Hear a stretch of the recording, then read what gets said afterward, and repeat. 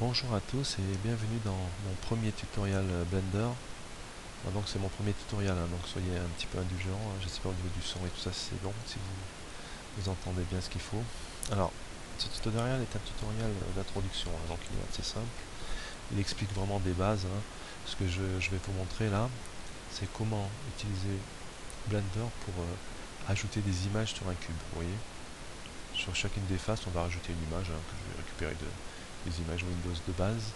Ça vous permet en fait de comprendre les bases de Blender. Je ferai d'autres tutoriels, donc si vous avez des demandes particulières, n'hésitez pas. Bon, je suis quand même pas un expert, mais je connais quand même un peu les bases de Blender. Allez, on y va. Donc, pour commencer, ce que je vais faire, j'appuie sur N pour faire apparaître cette petite fenêtre et je vais activer le screencast. Screencast, c'est très intéressant, ça vous permet d'avoir ici les appuis touches et les appuis souris que je vais effectuer. Vous voyez là, typiquement, si j'appuie sur N pour faire apparaître ou disparaître la vue, vous le voyez là, vous voyez. Pareil avec T. T, c'est pour cette fenêtre là. Voilà. Alors, on va fermer tout ça. Mon petit cube, il est là.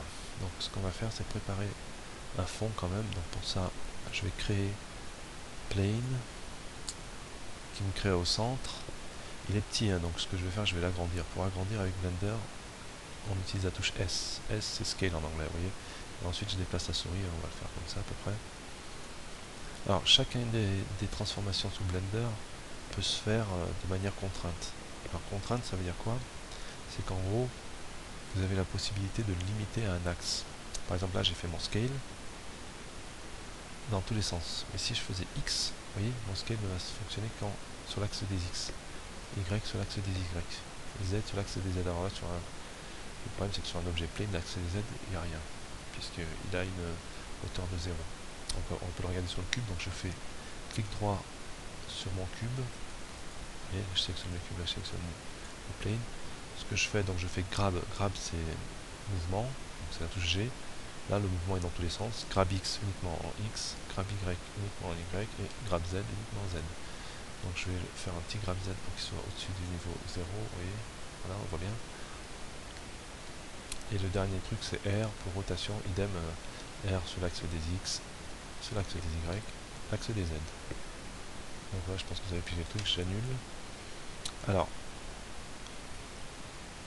on va sélectionner le lock sur la caméra. Donc ça, c'est une petite option très intéressante, puisque quand vous allez faire 0 sur votre panneau numérique, vous voyez exactement ce que vous voyez dans la caméra. Vous êtes le caméraman. Donc je tourne un tout petit peu ma vue. Alors Shift, la touche du centre pour déplacer. Shift, si je lâche Shift et je fais la molette seule, ça permet de tourner. Avec Shift, ça permet de déplacer. Vous voyez. Donc si je fais F12, j'ai la vue de mon objet. Bon, niveau éclairage, c'est pas top. Donc je refais 0 pour revenir à ma vue normale. Ma lampe, je vais la déplacer un tout petit peu par là. Ensuite, je la duplique avec Shift D. Shift D, ça permet de dupliquer. On va la mettre là, sur l'axe des X. Grab sur l'axe des Y. Hop, F12. Voilà, c'est un petit peu mieux. Je relève un tout petit peu celle-ci pour qu'on voit le haut du cube. Vous voyez, il n'était pas très éclairé. Voilà. Donc maintenant, ce qu'on va faire, c'est qu'on va rajouter des matériaux pour chacun des objets. Donc mes deux objets, de toute façon, j'en ai deux. Donc je sélectionne mon plane. Alors, c'est ça, vous voyez, cette icône-là, ça correspond au matériau. Je fais New, j'en ai pas. Par défaut, il me crée ce matériau-là. Je vais mettre une couleur bleu foncé. Vous voyez, c'est ici pour sélectionner la couleur. Et ensuite, je rajoute une texture. Donc ça, c'est la texture. Donc là, il me crée une texture cloud, vous voyez.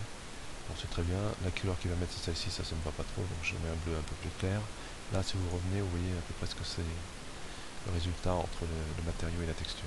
Donc si je fais F12, voilà, on retrouve à peu près la même chose, vous voyez. Donc ça, c'est pas mal. Maintenant, je vais créer un matériau. Donc là, il a déjà un matériau, mon cube. Je vais le renommer, c'est quand même plus sympa d'avoir des noms un peu parlants. Là, pareil, lui, je ne l'avais pas renommé, je vais mettre un nom aussi, le sol. Donc si je reviens à mon cube, là, est-ce qu'il a une texture? Oui. Donc je vais supprimer cette texture, parce que c'est pas mon objectif. C'est de lui rajouter des images. Donc vous voyez, là, j'ai un cube et un sol. Le cube n'a pas de texture. Alors maintenant, pour rajouter une texture, on va utiliser le mode UV. Le mode UV, ça correspond en fait à finalement un patron de dessin. Vous voyez ce qu'on faisait quand on était jeune pour faire par exemple des petits dés, des choses comme ça. On utilisait des patrons en 2D qu'on découpait et ensuite qu'on pouvait plier pour obtenir un objet en 3D. C'est exactement ça en fait le mode UV.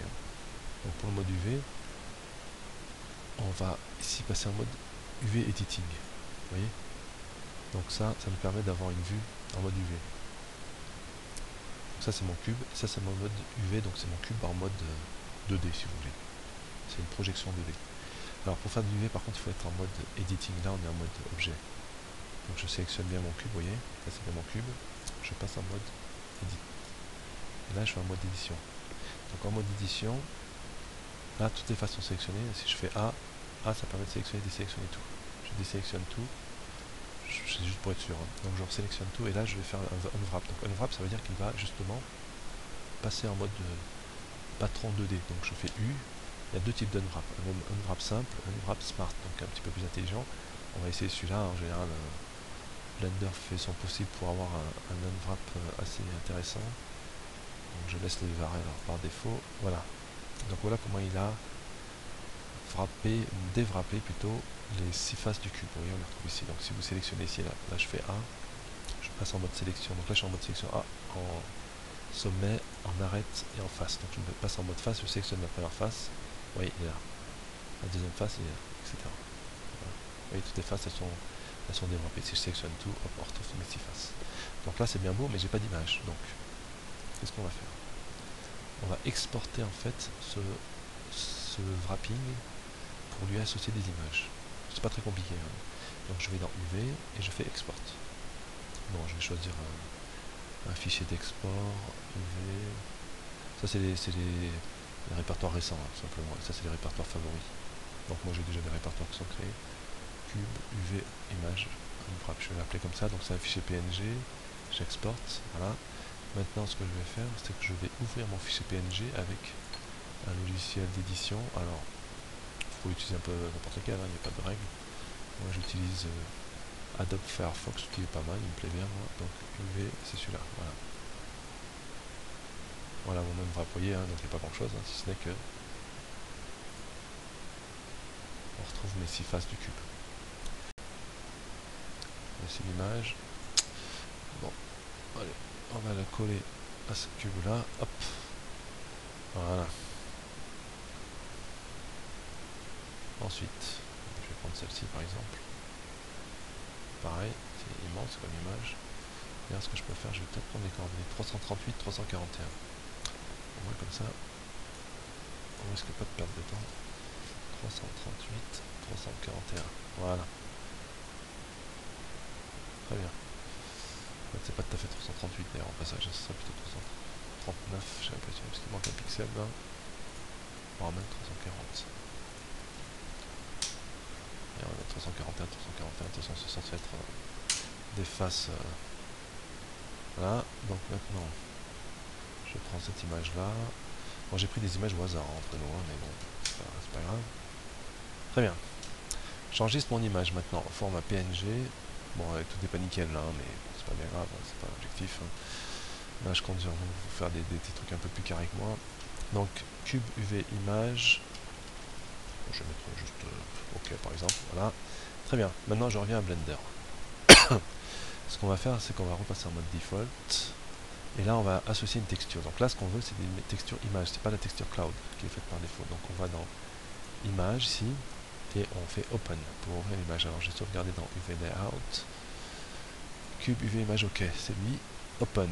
Alors là, vous voyez, il ouvre un peu n'importe comment parce qu'en fait, il est en mode generated. Ce qu'on appelle le mode generated, c'est ce qu'il crée par défaut. Il ne faut pas utiliser le mode generated. Vous voyez ici, c'est le mapping. Mapping Blender, c'est le mode generated. On va se passer en mode UV, donc c'est ce qu'on a fait, et là il va déjà avoir un UV, voilà, c'est celui qu'on a créé nous. C'est celui qu'on a vu tout à l'heure en fait, vous pouvez en avoir plusieurs là, mais nous on en a qu'un. Et là ça va être plutôt pas mal, donc pour revenons en mode UV. Alors là comme ça c'est pas très parlant parce qu'on voit rien, donc pour voir en fait l'image, il faut la sélectionner ici, vous voyez, avec cette petite icône. Voilà mon image. Bon, ça me paraît pas mal, hein. Donc si on revient ici sur le cube, je fais A, on peut voir face par face, vous voyez cette face là, cette face de derrière là, cette face là, cette face du bas. Vous voyez à quoi elles correspondent, on les voit toutes. Donc là normalement, ça doit être pas mal si je fais F12. Voilà, vous voyez, on retrouve les faces de mon cube. Bon, on voit bien quand même qu'il y a quelques petits défauts. Là, je ne les ai pas très bien collés. Ça, c'est par rapport à ce que j'ai fait tout à l'heure dans mon logiciel. Alors, juste pour finir, je vais juste vous montrer une petite animation pour que ce soit un peu plus sympa tout ça. Alors, qu'est-ce qu'on va faire? On va rajouter de la physique. Donc, je repasse en mode, je suis en mode édition, je repasse en mode objet. Mon plane, la physique, c'est ça. Alors, vous avez tous fait de la physique. Hein. Donc, j'indique que c'est du rigid body, donc c'est un corps physique rigide, donc, et qui n'est pas dynamique, donc il ne va pas tomber. Parce que si je mets dynamique, il va associer une attraction à l'attraction terrestre, et le corps va tomber. Là, c'est pas le cas. Alors, le cube, je lui associe aussi un corps rigide, par contre, lui, je le mets dynamique, en lui mettant une masse, son poids, en fait, 1. Et là, si je le lève en hauteur, hop, et si je fais play, vous voyez, il tombe. Il tombe parce qu'en fait, il a un poids, et donc avec l'attraction universelle, bien évidemment, un corps va tomber. Et lui, comme il est fixe, il ne bouge pas. Alors, on va rajouter aussi un deuxième truc, parce que là, c'est quand même pas top, c'est que la chute n'est pas terrible. Pourquoi? Parce qu'en fait, on n'a pas défini de collision. On va cliquer sur collision et définir, vous voyez, il y a plein d'informations là sur la collision. Je ne vais pas rentrer dans le détail, mais c'est juste pour dire que vous pouvez faire beaucoup de choses. Bouncing, par exemple, c'est le rebond pour augmenter un petit peu. Vous voyez, tout est entre 0 et 1 dans Blender. Donc là, si je repars au départ, hop, je fais Go. Vous voyez, et un petit aspect collision un peu plus réaliste. Hein. Je vais peut-être faire un petit peu plus. Ce que je peux faire aussi, c'est peut-être reprendre mon cube et le tourner un petit peu pour pas qu'il tombe à plat. Alors je recommence, je repars au début. Hop. Bon, c'est pas top. Pourquoi? Parce qu'il a peut-être pas assez tourné. Si vous voyez, vous pouvez utiliser ça aussi, ça c'est pas mal. Donc ça c'est pour les translations, les rotations et les scales. Donc si je fais ça, hop, vous voyez, on fait des rotations, c'est assez sympa je trouve, parce qu'on voit les axes avec les couleurs bleu, vert et rouge. On retrouve bien les axes.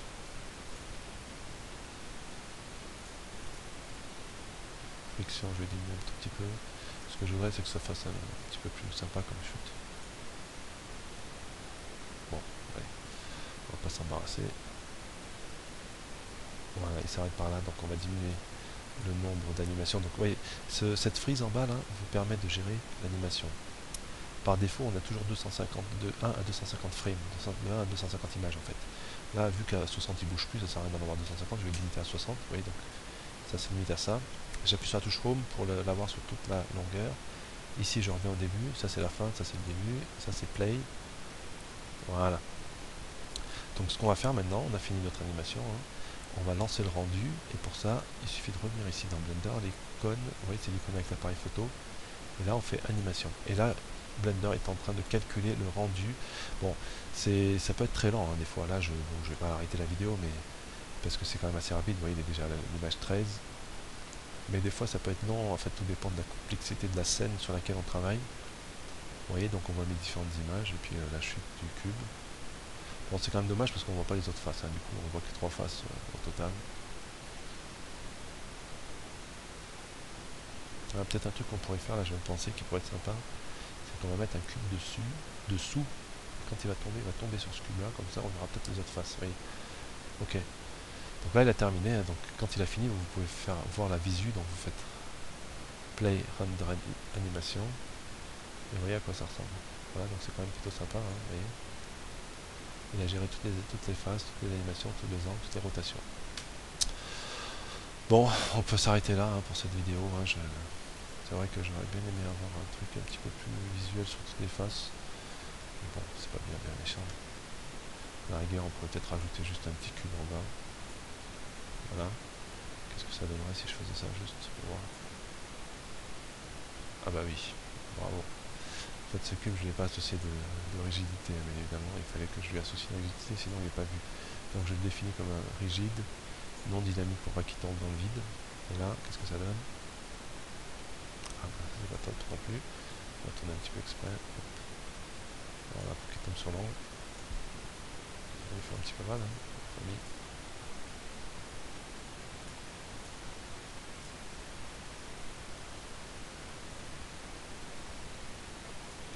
Oui, c'est pas mal. On va essayer comme ça. C'est une chute qui va de dos entre nous. Ouais, c'est pas mal, c'est pas mal. Voilà. on va augmenter un tout petit peu le nombre d'images. Alors par contre, je sais pas, voilà, c'est ce que je craignais, c'est que mon cube, comme je n'ai pas associé de matériau, il n'est pas très joli. On va lui associer un matériau très simple en mettant une couleur jaune, allez, pourquoi pas. Là, on se met en mode cloud par défaut, donc rose, c'est pas top. On va mettre un petit jaune vert, c'est pas terrible, mais bon, après tout, c'est pas bien grave. Voilà à quoi il va ressembler. Est-ce que c'est mieux là? C'est pas très visuel. On voit pas très bien le vert en fait, hein.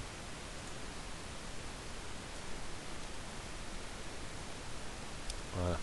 Alors, je suis toujours en mode lock, donc si j'appuie sur la 0, voici ce qu'on voit. Je vais zoomer un tout petit peu pour qu'on voit mieux. Hop, je le recentre. Voilà, c'est peut-être un peu trop.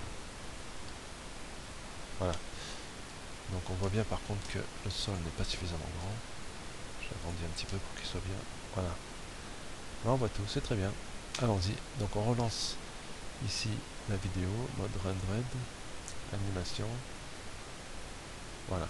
Il est reparti pour faire ses calculs, donc j'ai augmenté un tout petit peu ici, vous voyez. J'étais à 60, je suis passé à 70 pour qu'on voit un peu plus la chute du cube. Alors j'espère qu'on va avoir un peu plus de face cette fois par contre. C'est pas terrible au niveau lumière là, la face du haut. Ah, vous voyez, on voit une face du dessous là, on ne voyait pas tout à l'heure. Vous voyez, cette face non plus, on ne la voyait pas avec les petits nuages là. Oui, c'est pas mal, c'est pas mal. Donc la lumière là est pas terrible parce qu'elle est là, vous voyez, on la voit bien là. Il y a deux lumières, on voit les ombres. Et cette face c'est pas très visible.